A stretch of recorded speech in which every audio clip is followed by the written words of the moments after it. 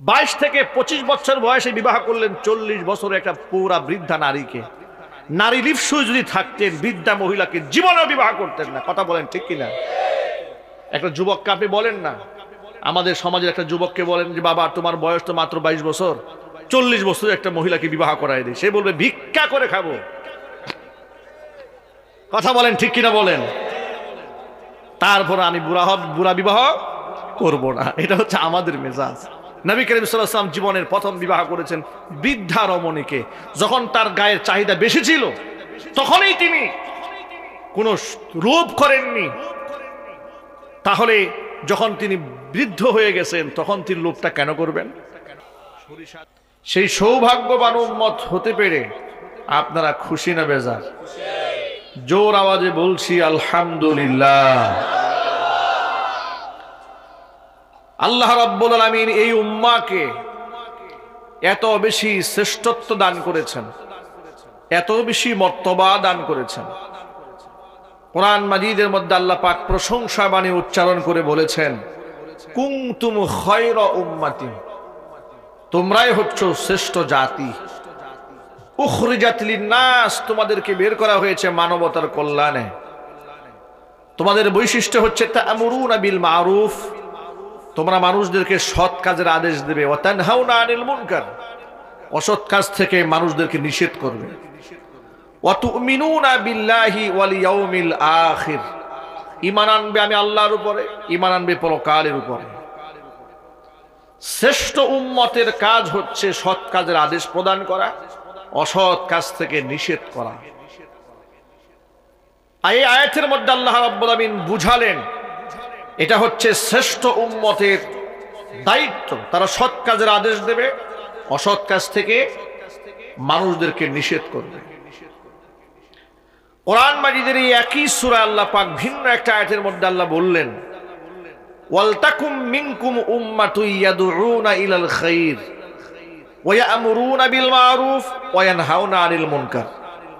তোমাদের মধ্য থেকে একটা দল থাকতে হবে এরকম, যারা ইয়াদউনা ইলাল খায়র, মানুষদেরকে কল্যাণের প্রতি আহ্বান করবে। ইয়াদউনা ইলাল খায়রি, কল্যাণের প্রতি আহ্বান করবে। ওয়া ইয়া'মুরুনা বিল মারুফ, সৎ কাজের আদেশ দেবে। ওয়া ইয়ানহাউনা আনিল মুনকার, অসৎ কাজ থেকে নিষেধ করবে।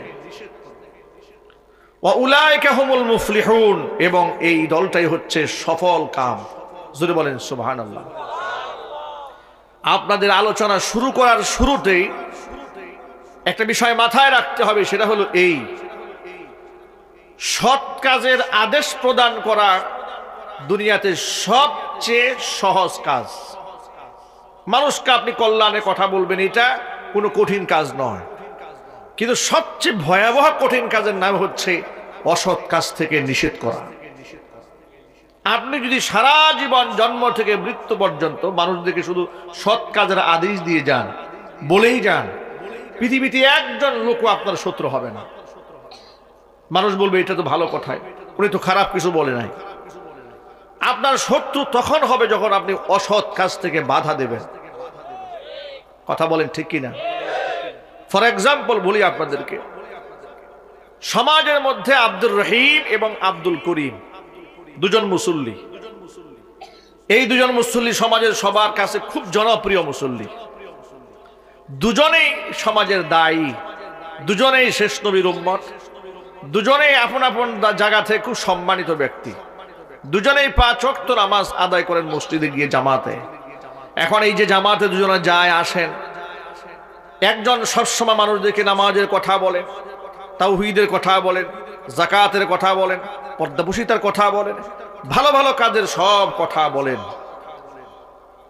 আরেকজন তিনিও একই কাজ করেন, কিন্তু তিনি সামাজিকভাবে কোনো অন্যায় এবং অবক্ষয় দেখলে তার বিরুদ্ধে গর্জে ওঠেন। উদাহরণস্বরূপ বলা যায় এভাবে যে ওই গ্রামে একদিন বিয়ের মঞ্চ সাজানো হলো, বিয়ের মধ্যে বড় বড় সাউন্ড বক্সে ব্যাপকভাবে গান বাজানো হচ্ছে।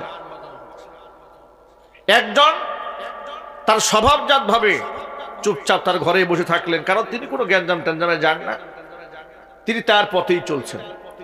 খুব সহজ ভাষায় যদি বলেন, আমাদের বাংলাদেশে সব গোটা পৃথিবীতে তাবলিগ জামাতের ভাইরা যেটা কাজটা করেন, মানুষদেরকে নামাজের কথা বলেন, তালিমের কথা বলেন, ইকরামুল মুসলিমিন খিদমতের কথা বলেন, সব বলবে। এটা তাদের মূলনীতি, এটা দূষণীয় কিছু না। তাদের সিলেবাস এতটুকু নেই, এটা একটা সিলেবাস, এটা হচ্ছে প্রাথমিক স্টেজ। একটা মানুষকে যদি আপনি শুরুতেই মাস্টার্সের সাবজেক্ট দিয়ে দেন, এ তো পাগল হয়ে যাবে।